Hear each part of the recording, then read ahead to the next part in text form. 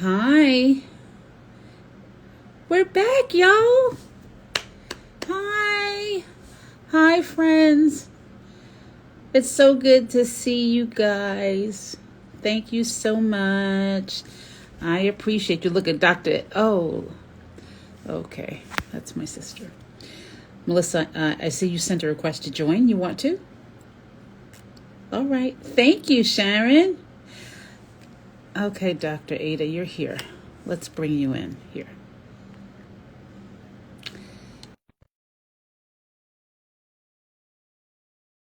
Doing today?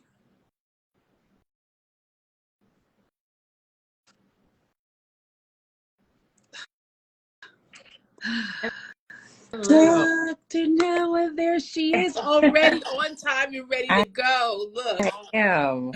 because she's got busy schedule. So she's getting us in today. I Yes, so yes. appreciate you. You're welcome. I appreciate you as well. Oh my goodness, y'all. Here she is. Y'all know I've been talking about her all since last week. And okay, let me get it right because let me tell you what I did. I went on Google to listen to the pronunciation of your last name. Yeah. Okay, right? And so it's I the way they did it was it was very Uh-huh. elegant, right? So it wasn't that you were it wasn't like Noah, Yeah. but so say it It's, please. it's Nwoha. Nwoha. See? Yeah. And I was like, what is she saying? But the end Yeah. of silence, it's Yeah. Nwoha. Yeah. So it actually means, so the Wa means child. Onha means village. So it's basically a child of the village, or it takes a village to raise a child. So say it one more time for the road. Nwoha. Nwoha. Nwoha. Yeah. Nwoha. Okay. Thank you so much. Dr. You're Nwoha. There we go, everybody. Christine welcome. Nwoha. I Yeah. so appreciate you being here. Thank you for having me. It is so amazing that you're here, everybody. I just want to give you a little backstory so you understand when I made the statement that she saved my life. Mm. You have to understand, I was in menopause, didn't know I was in menopause. I had no clue what was going on. I actually thought I was dying. Now, a lot of you do know that my younger sister died from lung cancer some years ago. So I was very frightened.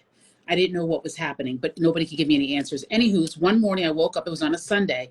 I woke up and my vision was blurry. I sat up. The room was spinning. I was dizzy. It was just crazy. My husband said, go to the emergency room. Not doing that in the middle of COVID. So I just sat there, calmed down. I was shaking. It was crazy. And I checked my blood pressure and it was 180 over about 105, 110. It was crazy. And my husband was like, he's like, I think we have to go. I was like, I'm not doing it. So I calmed down. It did settle down some. Fine. I was so scared. I started praying. I was like, God, you have to send me. I have to find somebody. Everybody's saying nothing is wrong with me. I went to a doctor. Actually, she went to Morris Brown, which is interesting, whereas I went to college. Uh-huh. And she said, well, you're in menopause, whatever. But she said, I can't let you leave here with blood pressure that high.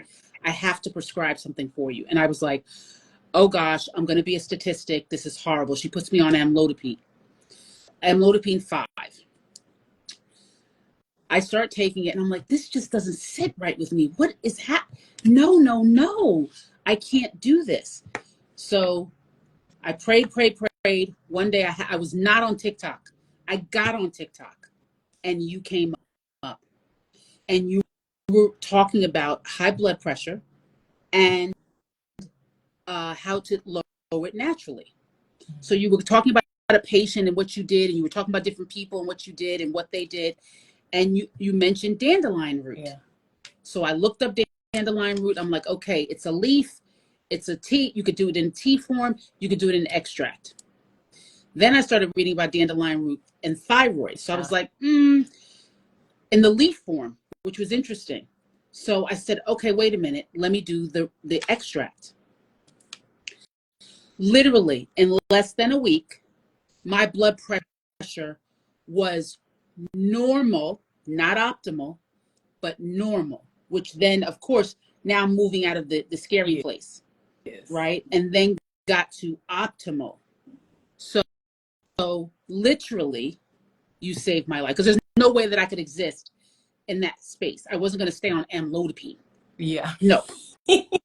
Now, and be clear, Good. I also just want to say that I would, I'm not suggesting that everybody jump off of medication. Right. I did that. I definitely wouldn't recommend that. Yeah. Right. But I knew that this was not for me. You need to really know yourself in order to do that. So this is why, and if you don't mind, I'm going to say Dr. Ada, just so it's easy for everybody. Yeah. And Dr. Ada is the expert, double board certified internal medicine and obesity medicine. So I promised you I would always have experts on, and she is an expert. Yeah. All right. So we're going to hear from her. She's just going to give us a little bit about her background and how she got here to this point where she's this expert on TikTok, 100,000+ people following her and listening to the advice that she's bringing. Dr. Ada, you have the floor. Go. All right. So I always knew I wanted to be helping people. I wanted to be a doctor from a young age, watching my mother. She's a nurse. I used to get out all her books and, learn, read, just dig in there. I just loved everything about healing people. When I was in high school, I remember I started having headaches. Didn't know what was going on, but it got to a point where I just couldn't even think straight. Went to the school nurse and they checked my blood pressure and it was high. And I remember the nurse was so concerned, like, what's going on? Have you ever had blood pressures this high? I was so young. And I remember walking out of there like, okay, this is just gonna have to die with me because I didn't want to go to any doctor. I didn't want to accept it.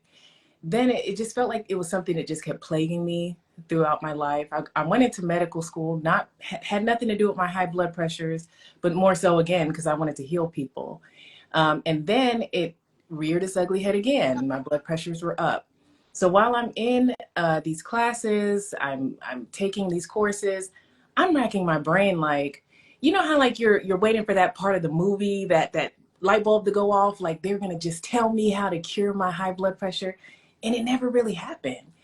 They taught me how to teach. They taught me, how to treat it with medications, what was going wrong. But it was never like, how do we get rid of this? It was always, this is something that's going to stick with you for the rest of your life once you're diagnosed. And that I wasn't feeling that, because in my head I'm like, okay, we know what causes it. Why can't we just reverse that? So when I started having high blood pressure in medical school, that's exactly what I did. I was prescribed a medication, lisinopril. And I have my qualms with that medication in African Americans, as well as myself when I was prescribed on it. It wouldn't have been the first medication that I probably should have been started on, just given that African Americans have higher symptomology side effects with that medication. It's a great medication, but I started having side effects. And you can imagine I was like, no, we're not doing this. So I started to do a lot of lifestyle changes, basically what I was learning in medical school, applying it to myself. Like, if you're saying that this is what goes wrong, let's undo it. If you're saying that this causes it, let's like backtrack and actually do some healing here. And it was gone. It was done. I got so excited about that I started to work on, it's kind of like little satellite people around me. A friend would have this and I'd be like, no, let me figure out how to do this. People would come to me like, I know you're a doctor, help me out. Yes, I'm a doctor, but we're going to do something different in you. And when I started helping like my dad, my aunts and uncles, my brothers, finally, they were like, hey, you gotta bring this to more people than yourself. Like, I know you're helping us. And that's what motivated me last year to start my TikTok. And just seeing how many people I've touched, it So just wait, inspired me to share. you just started that last year? Yeah, my TikTok. Yeah. I'd been helping people, but as far as spreading the word to as many people as I could, last year. Wow. And Now that's a real influencer. So you yeah, truly are an influencer, because that's a pretty quick window to gain that many followers. yeah, yeah, So people are gravitating to what you have to say. yeah. Oh my gosh. There was something interesting that you said. You were in medical school and you're a doctor. And I know everybody on here can relate to this. I feel confident in saying that you felt like something was off, even the way you were being directed. Like, if you would ask the question, you're asking the questions like, well, if you're teaching me this, why is this the first line of defense? Right? Yeah. If there are things that could possibly be put in play to reverse versus keeping you on a medication that really is just the medication is helping you adjust to your lifestyle, not change your Right. lifestyle. It's just a Right. bad. It's temporizing something that's wrong. It's like you have an alarm that's going off in your house, and you're like, "Well, let me put in some headphones so I And don't hear it." the alarm's still going And off. the alarm's still going off. The things are still burning down, and you're like, "Well, let me just, put a heat retardant blanket on top of my head. I'm gonna sit in bed still." Right, right. But again, I think what is strange to me, and I'm sure to a lot of people, is that if you are the medical student, you are the doctor, right? What does that mean for us Yeah. as patients? Because you're the one that's getting the information you're on the front lines. Yeah. And it's not that it's wrong information. It's almost like it's the last phase versus the first line of defense. It's like the last ditch effort. Yeah. Like what they're teaching versus lifestyle shift. Yeah. It just feels weird. It is. And, everybody has their opinions about why that's the way it is. Right. Could it be that, the powers that be and, money talks and, Right. just the way Right. people All the things. trained, neither here nor there. I don't think that physicians mean to misguide people. I think that's part of their training. And I do see some physicians who are just as they sip the Kool-Aid as well. They're giving out the Kool-Aid, they sipping it too. They will be taking just as much Tylenol and ibuprofen and bogging themselves down with medication. So you see the same mistakes being played out on their lives. So it's not like they're doing anything intentionally to hurt their patient population. But it again, it doesn't make sense to me why those dots aren't connected as far as how do we heal. Now, I'll say this, and it's going to sound bad, and I hate to say it. Healing does not bring in the big bucks. Let's be honest. If there were a medication that they could give that would just eradicate something, there's not very many people who's going to invest in that medication. There are not very many drug companies that will stand behind that medication. I remember one year I was reading about a hepatitis C medication that was going to knock out hepatitis C, period, point blank. Done. Treated. And they just could not get anyone to get behind it. So we don't have that medication today. Now, I'm talking about a virus that's contracted and ruins lives and all. But what about the daily stuff? High blood pressure, like what are we missing out on as far as information? Because companies, organizations, associations can't get behind it monetarily. Right. And because we are a consumer driven society, right? Hey. So and honestly, scary enough, I was thinking about this recently, that our economy literally would shut down. Like so we're sitting here, whatever, living our lives, it would literally implode if people were walking around well. It would implode. It wouldn't work because it's such a huge segment. It's really crazy. It's such a huge segment of our markets that listen, I will take a medication, but I always look at it like it's short term. But what about people who don't look at it like that? Like, I was talking to my mom, and in her generation, everybody was on high blood pressure medication. Like, most people were on some kind of diabetes medication. We know what it was called, your sugar, right? That's what they used to say, that the sugar, right?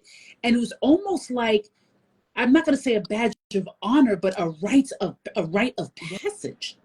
When you got a certain age, these are the things that would happen. And I'm thinking to myself, so you mean in our community that we almost are celebrating chronic disease? Almost, right, Doc? I mean, am I saying that wrong? Or like, it seems like you go to the doctor. I said to my mother the other day, she's on a high blood pressure medication. I don't know. I have no clue why. I said, Mom, monitor your blood pressure every day, twice a day. And that's what she's been doing. Mm-hmm. She's like, I don't want to take this anymore. She said, I want to do like you and take the dandelion route. What do I say to that? Okay. I mean, she's 75. Like, what? She's not overweight. She smoked most of her life. She does not smoke anymore. She's not eating fried foods and all the rest of it. You'd be Right? surprised. Yeah, she could probably come off those medications. And it's crazy because I do it all the time. You'll start to actually have patients who, just like you're saying, they're getting older and some of those habits are peeling off. You know, you just can't at a certain age, because you've made it that far, some of those habits are peeling off. And now you're having patients that are falling. They're syncopizing. They're hitting their heads because blood pressure is too low. You know, 5 years ago, they were started on 6 blood pressure medications. Now the blood pressures, because of their lifestyle change, they don't need all that. And now grandma has walked and slipped on the side of, sidewalk and busted her hip because we could have just been reversing with her the whole time. That's what's scary to me.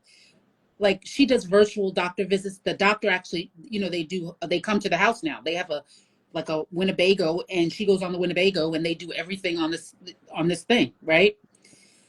And I'm like, every time they just refill the prescription. So I was like, all right, the Crestor, why does she have the Crestor? There's no real reason. I said, okay. I looked at her last metabolic panel and I'm like, why is she on Crestor? For what? I don't see the reason.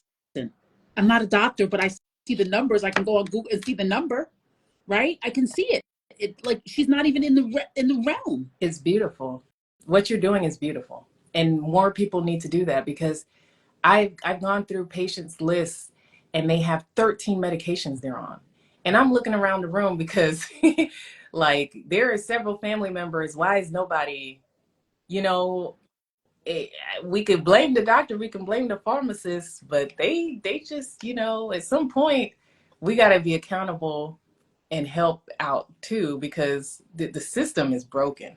The system is broken, and we don't see it getting fixed. So I feel like doctors like yourself, and that's why I was so locked into you, because I was like, wait a minute, she's talking about basic. She's not saying don't have a cookie. She's saying this needs to be your foundation, like in your book, and we'll get to that in a second. In the book, how you talk about this is where this needs to be your base, right? But it doesn't mean that your life just stops. I looked at you even have recipes in this book, but we'll get to that, right? Yeah.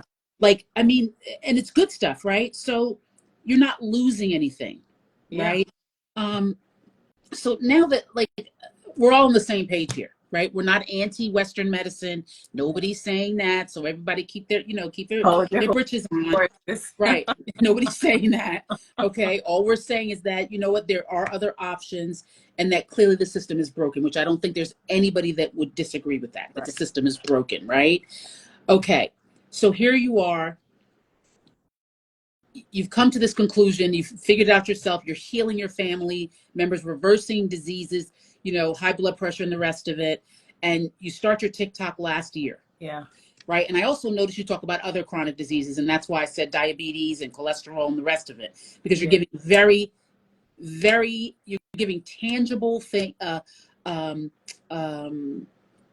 solutions to reversing these things that medication gone, like you're finished. Right? If you follow these steps. Does it work for everybody? It has a very high success rate depending on what your view of success is and what you expect your outcomes to be. So everyone's different. The vigor behind everyone is different.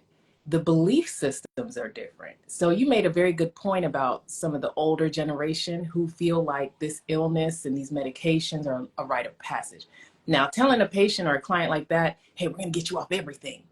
To them, they're like, well, I mean, I don't have to be off everything, They're almost married to it. Right? They're married to those meds as part of their identity. So they may not, work as hard as somebody who really just doesn't even want anything to do with those medications. And then it's like ability, a lot of cultural, deep-seated values and generational, familial thought processes that really have to be broken down to get 100% success rate. But even that being said, you do see a lot of good outcomes, even with all of that muddying the water, if that makes sense. It makes a lot of sense, right? So you're saying that moving the needle, that's all you're saying, is like moving the needle is better than staying in the danger zone that you're in.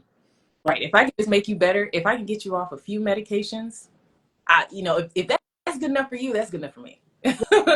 Right, because I noticed that you are really passionate about it. Like, it's not like you're just like, look, I want us to succeed. I want us to win. I want us to be. You made the statement, it's not about living longer. It's about being well, right? I think it was being well that you said here. I actually highlighted it in the book because I was like, that's it. It's my whole focus. All my life, all I focused on is weight loss, right? All the time. Always focused on the weight. Right? Which is important, right? But also what's important are these chronic diseases that seem to rear their ugly head very easily. Yes. Because when you go to the doctor, and I know, confirm this for me, and everybody on here can confirm this for me. They always tell you, so I thought my blood pressure was low. I'm good. 120 over 80 is great. That is the average. That is not the optimal. Yeah. There's a difference. Yeah. And I noticed when I started going to functional medicine practitioners, they always use the word optimal versus anything else. Yeah. Right? How do we optimize your thyroid? How do we optimize your blood pressure? How do we optimize your blood sugar? And I'm like, what does that mean? And I got it. You're not there. Right. It's not there yet. We're not trying to be average. What does average mean, and for who? And for who? Right? And so I think that we're also accustomed to the way it has been. Yeah. Right. And it's scary to be well. It's almost scary because you have to work for it. Mm-hmm. Right. It's not going to just happen through osmosis. Right. I mean, it's just not going to happen. You have to work for it. And you have to find a practitioner. Like, I keep on going back to it. Like, you are like a unicorn because you're navigating in Western medicine with these practices, which is crazy to me. What is that like? It can be tough. I feel like a lot of times I'm having different conversations now. It would be one thing if I had a clinic, then I could really just settle down with my patients and just be like, you're my patients. This is how we're going to do it.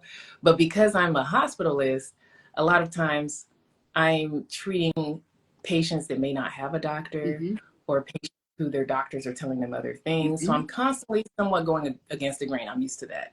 A lot of patients will say, well, that's not what my doctor said. And that's not what, and I'll get flack from even my colleagues when, let's say a patient comes in with 180 over 100 systemic blood pressure, and they're throwing everything but the kitchen sink right off the bat.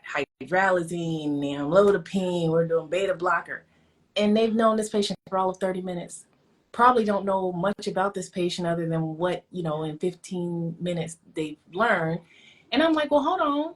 If 180 over 100 didn't kill you before you walked in here, I think we got a little time because you're probably living there. Okay. So let's peel the onion. Let's get to the bottom of what did you eat? If you've been eating hot Cheetos for the last 5 days, well, your blood pressures will be that high. Is it going to happen? Wait, is that going to happen that fast? It can. Really? In 5 days? Yes. I mean, I see it all the time. You will be surprised what a weekend will do to people. And now, after a weekend of, let's say you went to the Essence Festival or you went to Turkey Leg Hut, that's in Houston. Yes. And then on Monday you having a headache and you're going to the doctor. And he's like, oh, let's put you on this, that.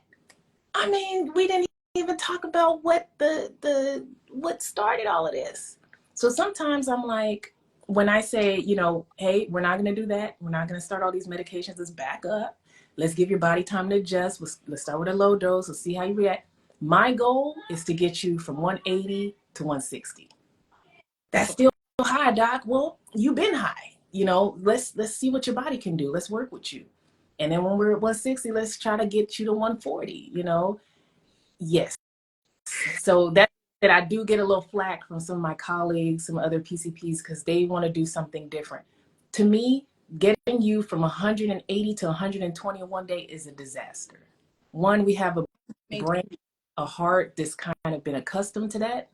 Not saying it's not bad. Like people will run with that and be like, well, 180 is fine. No, 180 is not fine. But let's slowly. We know what the problem is. Let's work together. So explain to everybody what a hospitalist is for those who don't know. Oh, yeah. So a hospitalist, I'm the doctor in the hospital. When you go to the hospital and you're admitted, like a lot of people go to the hospital, to the ER, and they get fixed up and they go back home. But if you're sick enough to be admitted, I take over.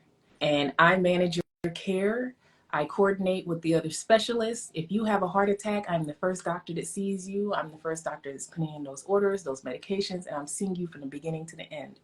I may or I may not consult a cardiologist or a pulmonologist or orthopedic surgeon to help treat whatever ailment brought you in. But I am the chief of your care in the hospital. Okay, so that's important. Yeah, yeah. And I see a lot of high blood pressure. That is probably my number one case. I see a lot of diabetes. And I'm that doctor that I walk into the room and I look at that monitor and I'm like, okay. I come and sit on that bed. Now I'm gonna read the vibes. I'm gonna read the room. Right.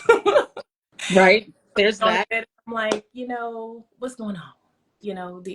I can start this medication, but this medication isn't gonna cure you. You gotta change some things around. Some patients will be receptive to it. Some patients may not be. But that's my passion. I bring it right into the hospital with me.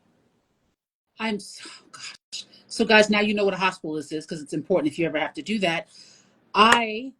As everybody knows, that my husband had a heart transplant 7 years ago, and he was recently in the hospital. And I he had some kind of what do you call it? A blockage in his leg, in the arteries in his leg, Uh-huh. and his blood sugar went up to 140. So everybody's panicking, and I'm like, why are we panicking? Like, what's happening here? Maybe it's the Jello you just brought in here that nobody asked you to bring in here, and he's eating it because I walked out of the room, and I don't know, like what and I said, you will not give him no insulin, no, because in the hospital here at least, if you hit 141, they want you. And I said, can we just give it a couple of hours? I don't know. Are we like? I mean, good for that. You're so good because they know me. Dr. Waha, they know that I don't play that. I say my hospital, in my patients, we go 140 to 180. Yeah. Before we talk about insulin. I was like, what are we doing? And then they turn around and he's back down to like 99. I'm like, so all right. So everybody overreacted. Everybody got all crazy. And I'm like, simmer. Like, I'm not telling you how to do your job. I'm just telling you how to treat my husband. That's what I'm telling you today.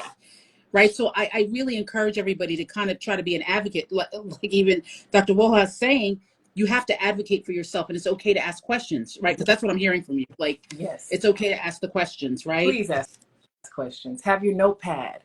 Ask for a name for everyone that walks into the room. Get the What's card. their job? Who are you? Because a lot of times I'll hear from patients, well, so-and-so told me that I was going to have an amputation. I'm like, who told you? What? Why? And then now we're trying to figure out who walked into this room. It was a tech, or it was the nurse, or it was the surgeon, and the surgeon, So it's like, and then they take you serious. If you're in there with your pen and your pad, and you're like, "What's your name? Let me have your card." Then they know that room 246. Oh, don't go in there with all of that because they. Oh, my husband will tell you it used to get kind of hectic because I'm like, I don't understand. First of all, because they were like, you really shouldn't bring food in because we don't know. Then maybe you should think about what you're serving here. Please bring that food in, please. I'm like, I have videos of it. I would make breakfast in the mornings. It would be my whole thing. But again, I don't want to get off topic. This chronic disease thing, I am like totally like vested because again, it rears its ugly head. Yeah. Right? I check my blood sugar every morning because I don't want a wearable. I want to prick my finger. I know that sounds pretty crazy, but I do. And but okay, so let's talk about reversing high blood pressure naturally. So you wrote this book, okay, which I did read, and I was a little overwhelmed because the story Um, it was almost like an out of body experience. Like you're telling this story. Like it was really interesting to me how you told it. Um, but what I did find interesting and which I love is that this is really a faith walk for you, Yeah. right? It is a true faith walk with you. You're literally letting God guide you through this whole thing, right? Beginning your chapters with Bible verses, right? Because it's setting the tone Yes. for what's happening. So how did you get there? How has your faith guided you through this whole process of something, quite frankly, you could be very much monetizing on your own as an individual outside of a hospital. Yeah. Yeah. Like it's amazing. Like I thank God on so many levels. Even my journey and what I go through, it's kind of like when you're blessed so immensely and you just want to shout it from the Yeah. mountaintops, like top of your lungs, like everyone, Right. that's how you feel sometimes. And it's like, I can't take money for that.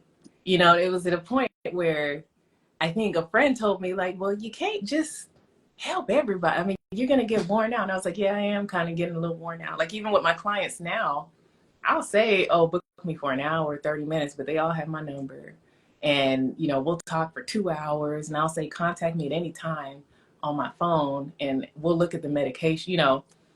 But it's like when you feel like you've been healed and God has touched you and put his hand on your life in a certain way, you can't help but to spread this news. You can't. There's no price tag on that. You And can't. it's crazy because I keep being reminded. We talk about how high blood pressure is a chronic disease. And I feel like throughout my life, my blood pressure has been controlled. So when we say chronic disease, a lot of times, the reason my book is called Reverse High Blood Pressure Naturally, Mm-hmm. pure high blood pressure, is because sometimes when something has gone out of whack, is gone out of whack, and because you've gotten the numbers down doesn't mean you're out of the Wow. woods. It can still come back up. That's why we call it like a chronic illness. Doesn't mean you have to be ill or you have to have the disease. It just means you have to be cognizant of your lifestyle. So that being said, in my pregnancies, for whatever reason, it could be the hormones, my blood pressures will go up. And in this last pregnancy, it was crazy because I was working on this book and I was so excited. And all of a sudden I was seeing my OB and my blood pressures were up. And she didn't know that I was working. On the book. I was working on any of this. And she would just see me and be like, hey, Doc, but you know what to do, just relax. And she was like, just pray about it, just woosah. And that's exactly what I did. I prayed about it. And I went back to the drawing board. And when I tell you, she was so shocked how my blood pressures went from 150s to the 110s at the end of my pregnancy, when usually the blood pressures go up. She was like, what did you do? Number one, all glory be to God. That part, right? Every ounce of it. Every ounce of it. All glory go to God. And number two, I did what he put in my heart to do. I thought I was obedient to the instructions that I received. And now I got to be obedient in sharing it to anybody that hear it. And obedience is not easy. Obedience is not Yeah, easy. It's just obedience. well, here's the thing. It's just not, because the world is the world, right? So you and I both know, because I know for a fact that you can go out into the marketplace right now and manna would be falling from the sky. Full Yeah. stop, Yeah. right? But you decided to be obedient. So that is huge. But it was such a pull in reading the book, right? Notice like how you move, right? And I was like, oh yeah. And then when I spoke with you, I was like, okay, she gets it. Like her center, she has her center, and that is God. And I see here, yeah, Shauna said it's hard trying to be a great person and balance access. It feels unnatural to be unreachable, especially when you're passionate about what you do. Yeah. That's true. When you're passionate about what you do, it's hard. But you'll learn, age will show you that you have to have boundaries. Yeah. Like, because it's just not going to work anymore. Like I used to be the same way. I don't have it to give anymore. Yeah. And I don't know how you do it, quite frankly, because you are a mother of a newborn and plus Yeah.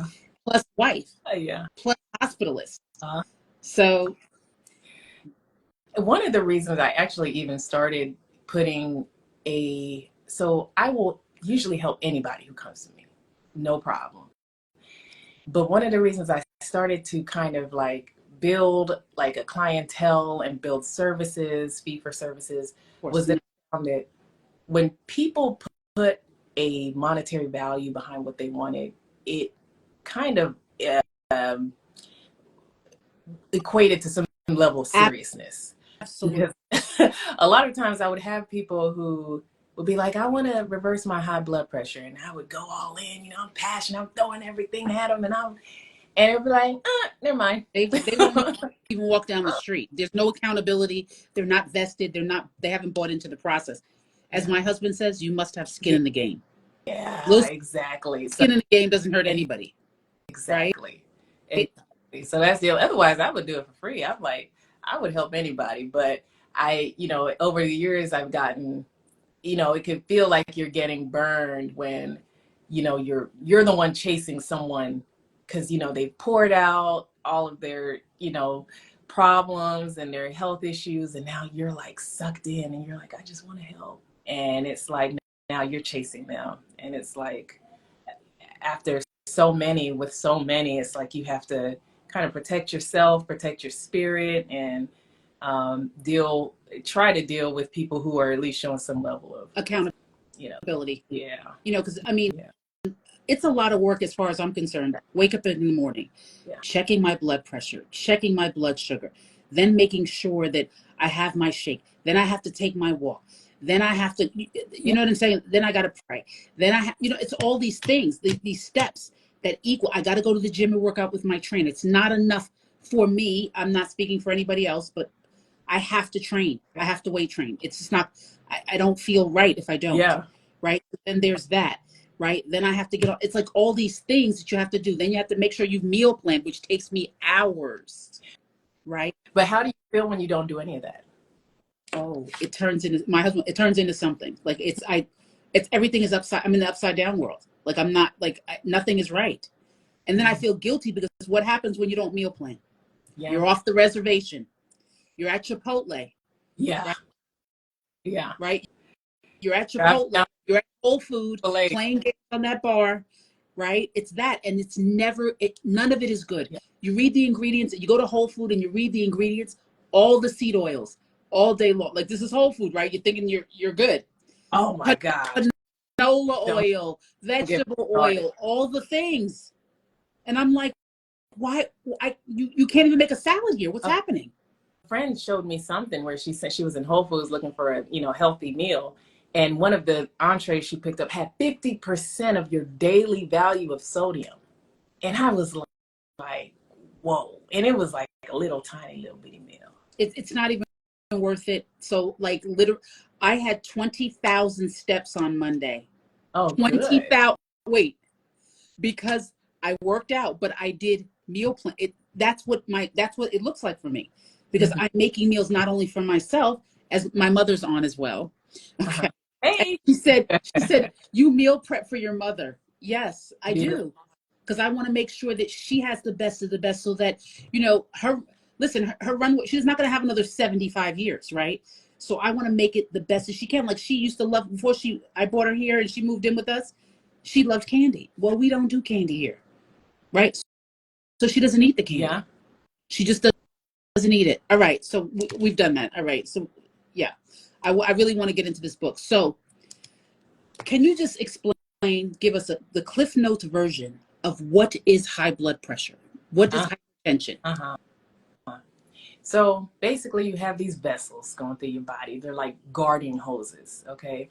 If you think of each organ in your body like a location, okay? You got the brain is one location and it got its function, your heart, your kidneys, your liver.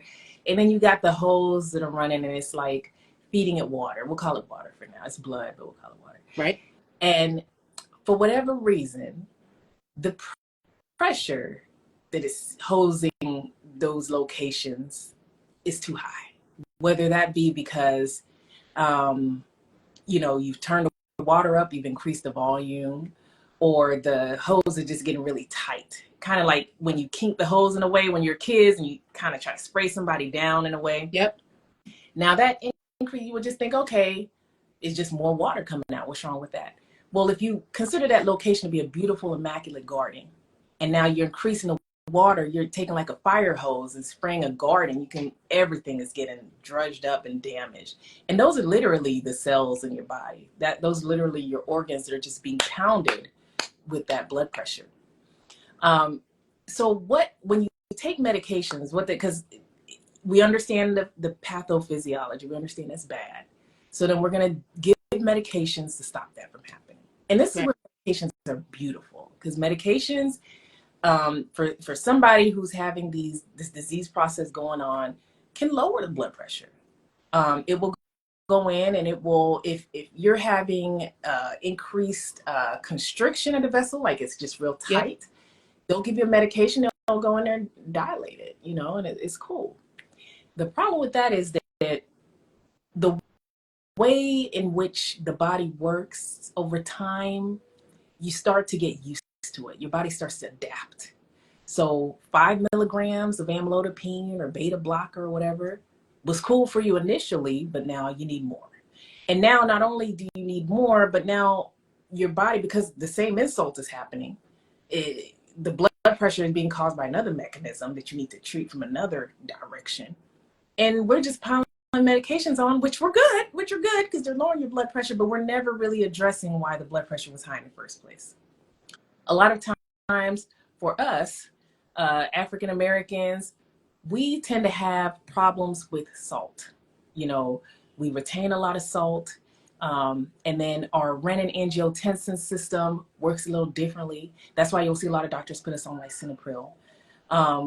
But when you know that, then let's work on that. Like we don't Like not having enough, like cutting the salt out. right. Let's work on that. Like if we know our problem is salt, work on that.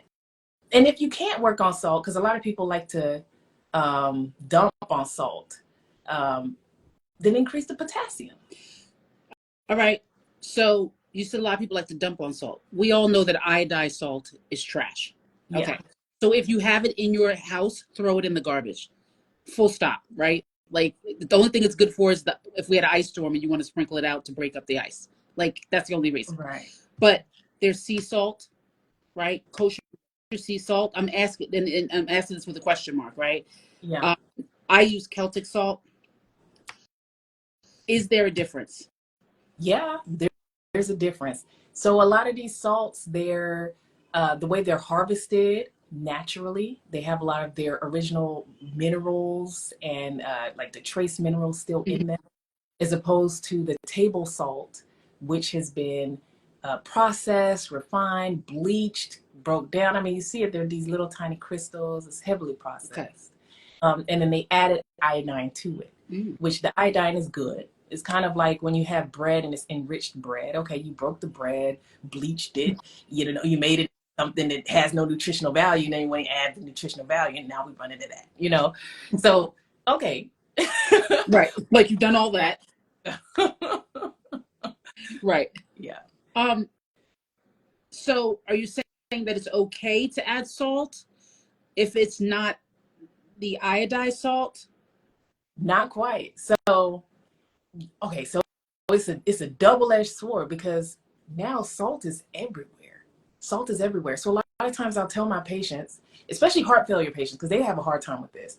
They really have to. I tell my patients, water follows salt like smoke follows fire. So Wow. there's salt. Like some can't burn and there's no smoke, and you can't see smoke and not expect the fire. Same with salt and water. And we're sitting there like going line for line. Well, what did you eat this weekend? What did you eat the day before that? What did you eat the day before that? And they're like, nothing. Finally, it might be, well, I had some canned beans. And I'm like, dang, I don't want to tell you not to have your canned beans. Like, I don't want to take everything from you. Salt isn't everything. So what I would say is limit the salt as much as possible, but you don't have to go too crazy with it. There are other ways to alleviate salt in your diet, which is like potassium. So a lot of people know that Na and K are like almost interchangeable.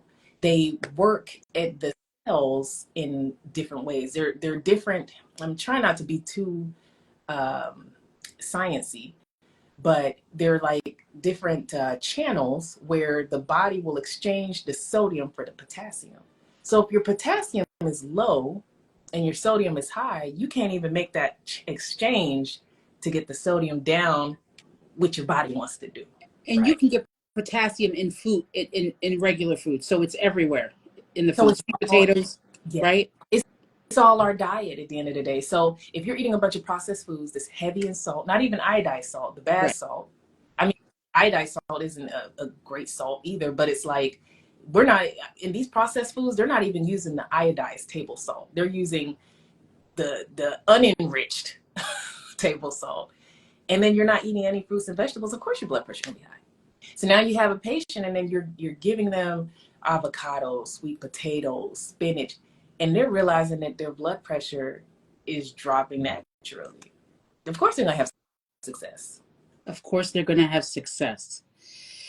So you also talk about diet, but you also talk about how important exercise, movement is, exercise. And I noticed that your prescription is pretty elevated. Like you're like you need to be working out like 4 to 6 times a week, which I mean I agree with. I mean what, right? But that's a lot to ask somebody who, again, you have to invest in yourself. So I believe that you'll do, if you want to survive and live optimally, you'll do, to me, you'll do whatever it takes to do that, right? Yeah. But a lot of people won't. So, all right. But you recommend that. Is that, do you really, I mean, 4 to 6 days, that's a lot for most people. Now I'll break it down like this. And so I was actually just speaking to a client, and we were talking about her walking. And she's walking 3 times a week. And she was like, well, is that good enough? Like, I feel like I'm there. And I'm like, that's great. You are there. I would like to see more. Um, and she was like, well, she said the same thing. Like, I mean, how much more? How much walking can I do? And I told her my goal. Okay. My goal, if all my stars align and I didn't have to work and pay any bills. Right. three, Work out all day long. Right. 3 times a day, I would be outside for at least 15 minutes walking. So I would have a 15-minute walk in the morning, a 10 to 15-minute walk in the afternoon, 10-minute, 15 walk. Because I'd be outside, I'll be getting my steps in, and I'd be kind of just moving how we need to be moving. If you think about it, a lot are sedentary. And I'm not even talking about going to the gym, because you don't have to go to the gym. If that's how you prefer to work out, that's fine. But we got to get up and move, because we are a sedentary nation. We could sit. I was explaining to someone, you get in your car, you wake up at 6, you take a shower, and then you get in your car, you sit down, you drive to work, you're sitting down, and you walk to your office, you go sit down, you sit at your office, you sit down all day, then you might get up to go get something to eat. If you're going to get something to eat and cooking it, but more than likely you may be going to a drive-through or making a quick meal, you're still sitting down, you get home, sit down to eat that to-go meal or whatever meal it is, you sit down and watch TV, then you walk to your bed to lay down again and sleep for 8 hours, if you're doing that. That's a lot of sitting and laying. So it's like, we got to make ourselves more active. And I think a lot of times we'll call ourselves active because, oh, I worked out 1 hour today, 3 times a week, I'm active. But if you compare it to that 24 hours that you were inactive, that, now I'm not going to say that 1 hour every 3 times a week it's good in the grand scheme of things compared to most of the population. But there's always this never ending, like, we can move more, just moving, even if it's just walking around, like you were saying, 20,000 steps, beautiful. That's active. Like, if somebody did 20,000 steps and did nothing else, I would be like, kudos, that's an active day. It is an active day, right? But one thing this is something new as it relates to understanding movement. Yeah. Right? Because I've always worked out. That's never the issue, right? Then I realized I'm really not moving. Exactly. It hit me, and I got that from what's her name, Dr. Casey Means. And she was like, I think that we're confused in this country about movement, right? Like that, she was comparing it to the blue zones where they don't work out. They're just always on the move, Exactly. right? They're always on their feet, standing up, walking around, bending up and down, all this, that. And I said, huh. So I make sure we walk in the morning. My husband and I walk in the morning together, right? I then go to the gym, right? But then I come home, and because I'm so obsessed with this step thing, I don't know where this came from. I'm like, right? I'm like, I got to keep moving, That's right? good. So let's say I have a Zoom call. I have to walk around. I can't sit. I'm like walking around my house on a Zoom call because I'm like, I can't, because I'll sit for Yeah. hours on the computer. And I'm like, no, no. If I got to be on the phone for an hour, believe it, I'm going to walk around.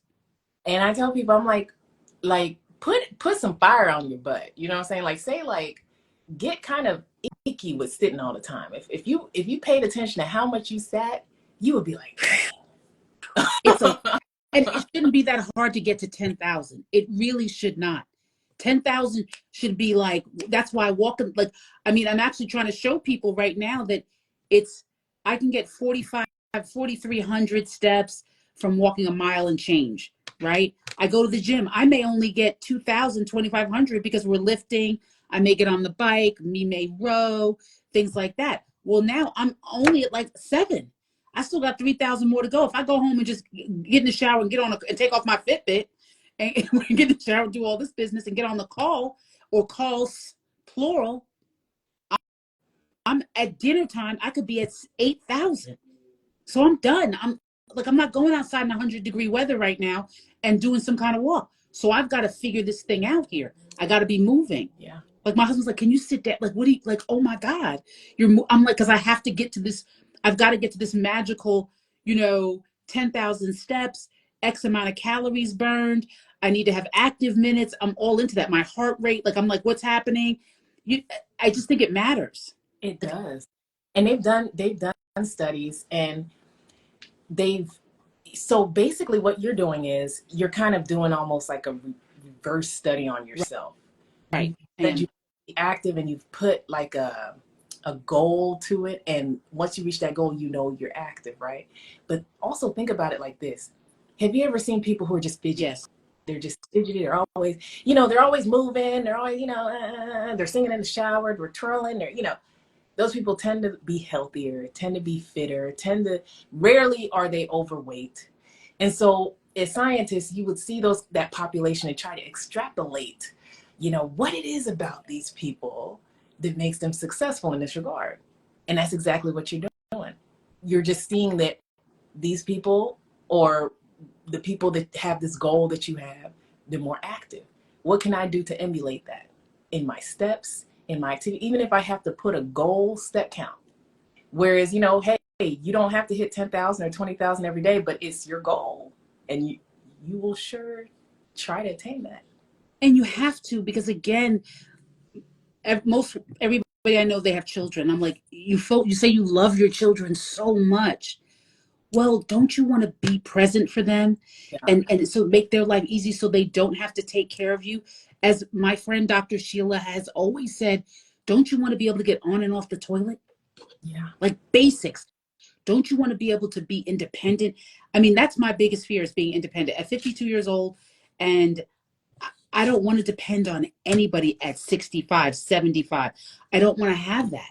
Right. yeah. So I feel like I have to put myself in the best position to succeed, and the weight will follow. Like I do get a little hyper about that, but in reading your book, what I realize is that I still have a long way to go, because I need to get to that magical what is that, 115? What is that, Dr. Well, what is it? It's 115 over what? Over Oh, 75? What's our magical number? yeah, 115 over 70 or below. Yeah, That's that is my new yeah. number. Like, I'm like, okay. So listen, the dandelion root is in here. All right. And I, I think that your book really outlines a lot of things, and easy things, low hanging fruit that we can all do. Right. And guys, I know this is an uncomfortable topic because nobody wants to raise their hand, because I can pretty much guarantee everybody there's at least, I would say, 20% of the people on this live have high blood pressure. Oh yeah, 50% of Americans high blood All right. pressure. So this book that Dr. Nwoha wrote is available on. I got it off of Apple. On Yeah, I think it is. Where else is it available? it's available everywhere. It's available. Wait, so Everywhere. it's not only virtual. What do you call it? Electronic. Yeah. So it's ebook everywhere, and then it's paperback, hardback on Amazon. All right. So uh, I've been authorized. I can give some copies away electronically. If you want one electronically, send me your email address and we'll go ahead and we'll send it to you, right? On reversing high blood pressure naturally. Because we also know that there's somebody in your family that has high blood pressure. And we also know that they are on high blood pressure medication. We can guarantee that, right? So I feel like we all need to step into the driver's seat and trying to help the people around us. Yeah. Right? Because the system is not set up to put us in a position of success. No. Right? So at some point, we've got to stop talking about it and we've got to fix it. Right?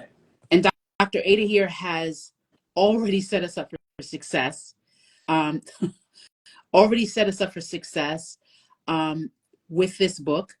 And because I'm going to take a lot of things out of it because I'm going to get to that number. I'm determined. I'm going to start posting my blood pressure readings.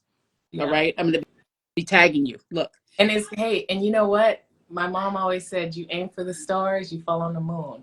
Yep. As close as you are to it, I guarantee you're not going to have any problem with high blood pressure. No. You know, and so that's not going to be your portion. But what's interesting, and you know, and I do think that the faith part is a big piece of it. You and I are simpatical with that.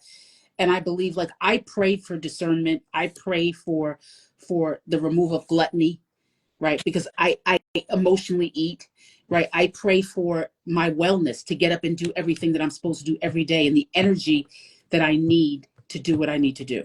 I pray for that, right? Because it's not easy every day. Because I want to eat pirate booty, like, seriously, if you know what that is, right? No. Like, it's like cheese puffs, right? It's like better than cheese puffs, but is there such thing as better than cheese puffs? Like, no, right? There's no such thing. Like, I mean, but it is, but it's not, right? I would prefer to eat that, right?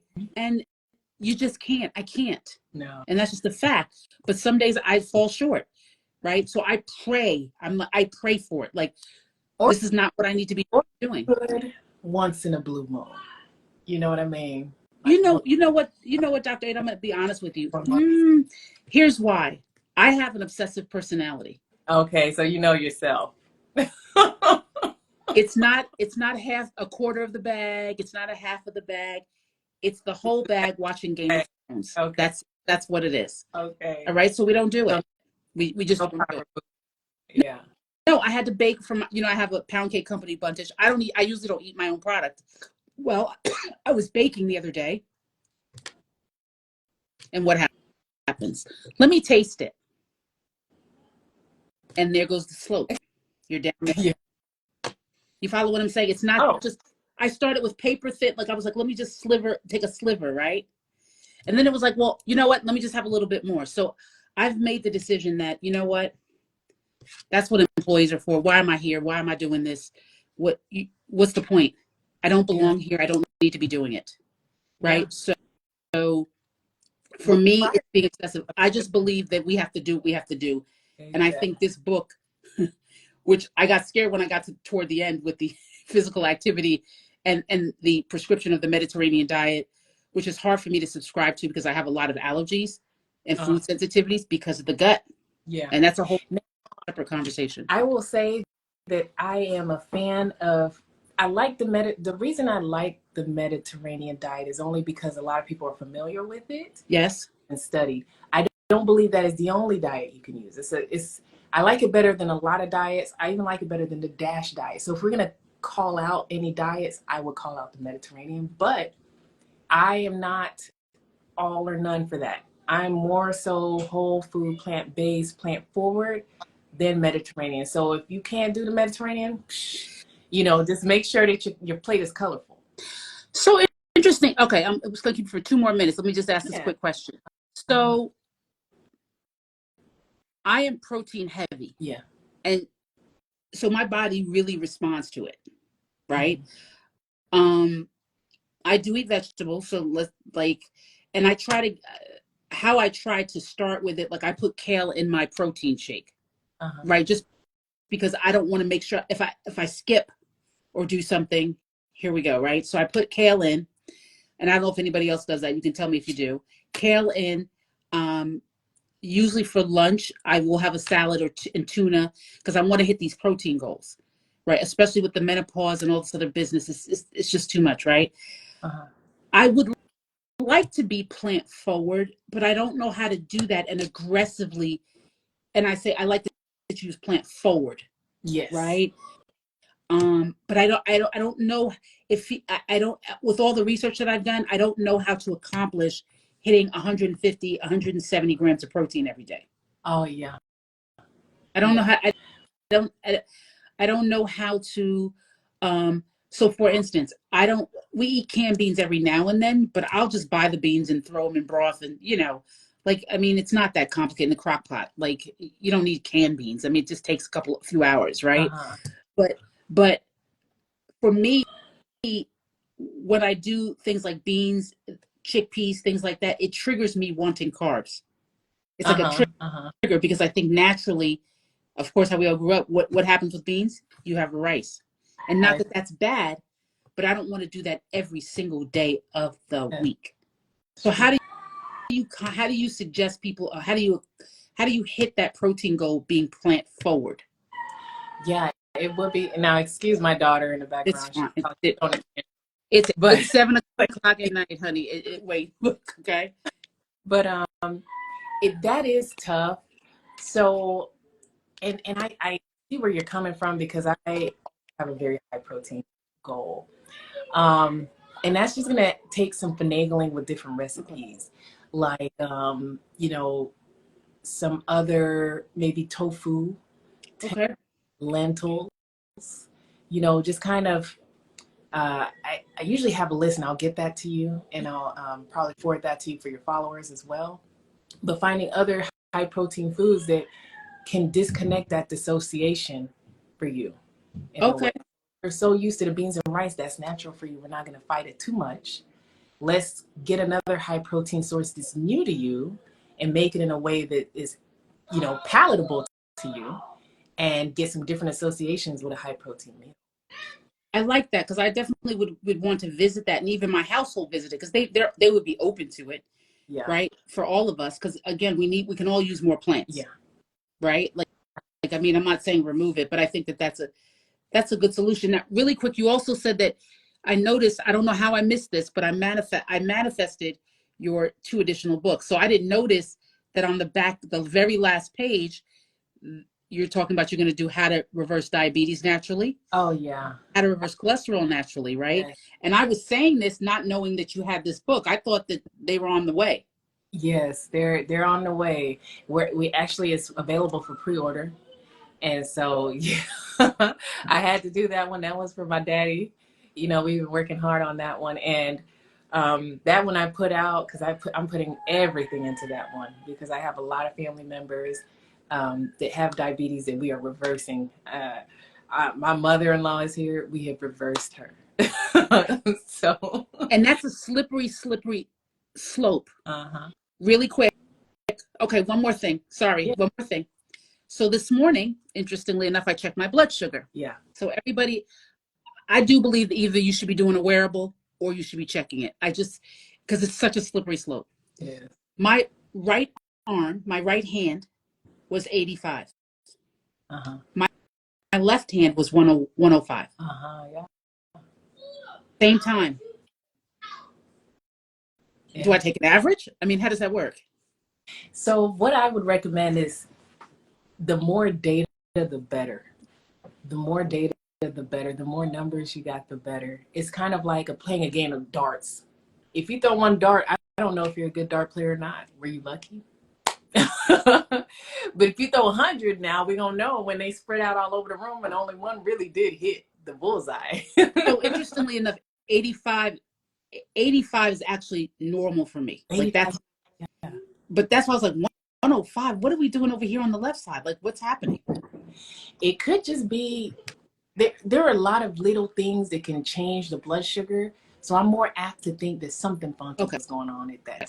Yeah, it's really not, I've never really had an issue. I was diagnosed with prediabetes once. And that's when I told the doc, I said, whoop, give me a minute. Give me 3 months. This was years ago. Give me 3 months. I'll fix that. Came back and she was like, all right, you got it. You're good. Yeah. Because I was like, what we're not going to do is that what you're suggesting. Yeah. Right? Yeah. With this, they always want to go right there. Man, and it's getting worse. It's getting worse. And I think it's primarily because, now get you a good doctor, because like you have a great doctor working with you. I have a doctor. I'm a doctor that has a doctor, and I have a great doctor that works with me as well. That'll just be cool and work with you and give you time, give your body time and problem solve with you. Because a lot of times, like you said, it shouldn't just be jumping on the bandwagon for medications. But I tell you what, some of these doctors are overworked. They're tired. There's no trust anymore. There's not that patient-doctor relationship is corroding. So a lot of times doctors may not trust their patients. Patients may not trust their doctors. So you have a patient that walks in with a blood pressure of 160 over. That doctor's like, I don't know if I want to put in the work, or even I don't know what they're going to do when they leave here. So let me just start them on something because I don't want to deal with, and it's real, And so it's like, there's just so much that goes into it. Having a good doctor that you trust can take you a long way. And somebody you can have a conversation with. Like, at least the practice that I go to, I'm like, wait a minute, right? I got 17 million supplements. We got to peel something back here. Because I'm like, look, first of all, I'm spending like $400 a month on supplements. Come on. Like, what? Like, I was like, come on now. You mean to tell me I need all these supplements? Come on. Like, really? I mean, because you have to ask, like, what? And they were like, all right, Stacey. Like, and then we're talking about it. Like, like I take the mag glycinate, which I swear by, vitamin D, because, okay, right? But I take a lot of units. I take 10,000 units of vitamin D. Like, I'm just not playing with that, right? I mean, there are things that you need and that you don't. Like, I don't take K, but now I'm thinking I might need, you see what I'm saying? It's like easy to say I might need it, right? And what they explained to me was that we live in such a toxic environment and we're not getting what we need from at all. Even in the food that you normally should be getting it from, you're not, because whatever they're spraying on the food is literally annihilating whatever was there. Like, for example, I'll tell you this. Have you ever gardened? Do you know anyone who gardens? I do. They rotate their produce. Mm-hmm. So where you plant tomatoes, you can't plant tomatoes there next season. You got to plant them somewhere else, and you got to plant something where you planted the tomatoes. You got to plant maybe peppers or something else that's going to change the dynamic of the soil, because the tomatoes have leached all that soil of all of what they need. If you keep putting tomatoes there, they're not going to have the vitamin and mineral content that they should have. They won't thrive. Now, you have in the farming industry for us, they're planting the same crops, same place, years after years after years after years. And when they're not getting what they want, they pump it full of pesticides and this and that. So it's almost like what's happening in medicine happening in our food industry.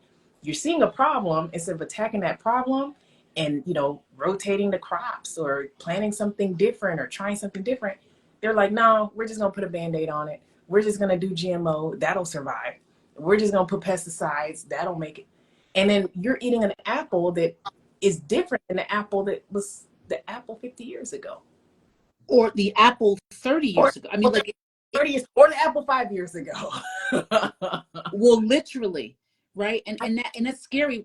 One of my very dear friends, she was on, I think she's still on. Her father was a farmer, and listen, I mean, this man had watermelons, collards, the whole thing. It was an organic farm. They bought me some collards. I have never in my life. Her husband told me, suck on the stem of the collards. I was like, what? For what? Good. He said, go ahead and do it. It was sweet, almost like sugar. It was crazy. Yeah. They were delicious. And you could totally tell the freshness piece. You could totally tell the difference. And I was like, what's happening? What is happening? So they explained to me, yeah, we want to sell supplements, of course, Stacy. Like, yes, my functional medicine, yes, we do, because that's how we make money. But I'm telling you, do your own research, Stacy. A lot of these supplements you actually need. I promise you, you're not getting it from your food. Now, I was reading the American Diabetic Association. They have this diabetic standard of care where they address supplements. Because, now a lot of diabetics are looking to these supplements because these supplements, okay, for diabetes, they are working. They are Berberine, chromium, okay, cinnamon, they are working. They're reducing the hemoglobin A1C, and it's backed by studies. Now, ADA clap back. ADA is like, listen, okay, you can do what you want to do, but FDA hasn't regulated anything. And they said, what they say, you shouldn't need a supplement unless you're vitamin deficient. First of all, who's checking for vitamin deficiency? One. Two, vitamin deficiency according to whose standards? Because you got some people who are 6 foot tall and somebody who's like, 2 feet tall, muscular. You got people with higher BMI.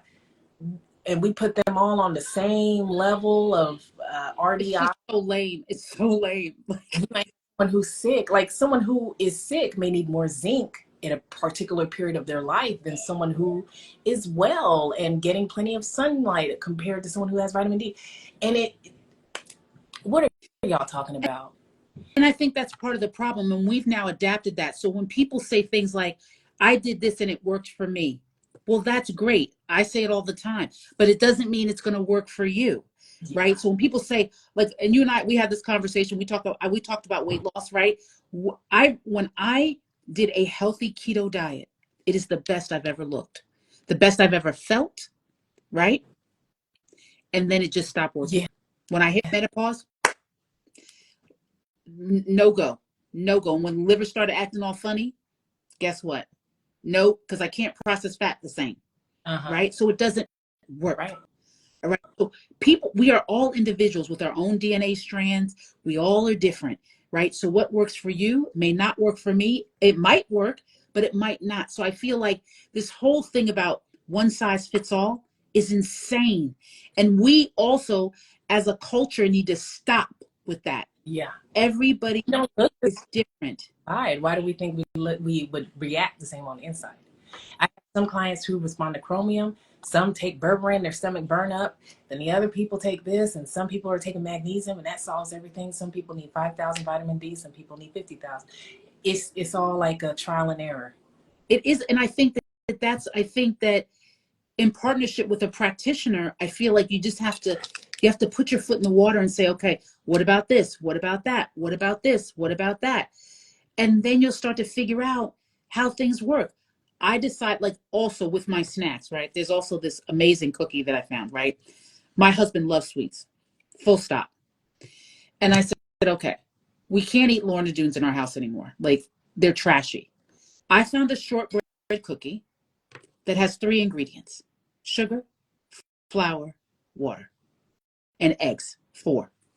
If we're going to eat a cookie, it needs to be that, because at least the body can process it, right? Yeah. You can't process whatever's in a Lorna Doone, right? Yeah. And then you have a million endocrine disruptors, a million, literally. Like, I think that's the way we need to approach everything. Like, if you're going to eat out of a box, you got to, if there's something you cannot pronounce, let it go. Oh, let it go. And if it has more than 4 or 5, let it go. There's no reason. Am I right about this? Like, you'll start to figure out that the body shifts from that. Yeah. And I hear people say, well, I can't not have everything. And I'm like, you know what? Do it a stepwise process. Like, give it 30 days to get this up and that one. But just give yourself the knowledge first. Educate yourself on what's at risk so that you're making that conscious decision. Like you were saying, when you put that cookie in your mouth that is not good, you're like, oh, we can't keep eating this. And make a nice alternative, a nice switch. You're going to do it. If you're going to, it's like with our product, with our pound cakes, like, we made a decision. We were not going to put just trash in, right? We use great eggs. We use really good flour, good quality, non-enriched flour, right? Right. I mean, if we're going to do it, you have to do it in a way. We we juice lemons every day. Oh, that's big. We're not using lemon juice. We actually are juicing lemons. Yeah. Right? It costs us a fortune, right? But guess what? It's the product that we want to deliver. And I just think that we all need to be more informed. And I think that's why your book is so helpful, because it felt like a partnership. So when I was reading it, I was like, some of the stuff I didn't know, some I did know, but I felt like I was informed afterwards. And now there are other things that I could add to my long list of steps to add in and take some out, right? That are not working, and put some things in that might be working, that I see you've advised, right? So I'm thankful for that. That's why I want everybody to really have this, because I think that you'll benefit from it, because she goes through diet, exercise, specifically what high blood pressure is and how it impacts different people, African Americans, Latinos, Asians, Caucasian. So nobody's left out in this book. Yeah. Nobody's left out. It is inclusive. It's inclusive, right? But what we know to be true is that we seem to be the victims of this. And we need to stop being a victim, right? Mm-hmm. So I appreciate giving us the info. We're going to get this book out to, wait a minute. People put, okay, wait, you have to DM me your email address. You can't put it on here because I'm not going to see it. Okay, guys. So if you sent me, if you put your email address in here that you want the electronic version of the book, please send it to my direct messages, and I'll go ahead and order the book for you today or tomorrow, because it's almost my bedtime. So I don't know if I'll do it tonight, but I might do it tomorrow. Dr. Ada, is there anything else you want to add? Excuse me.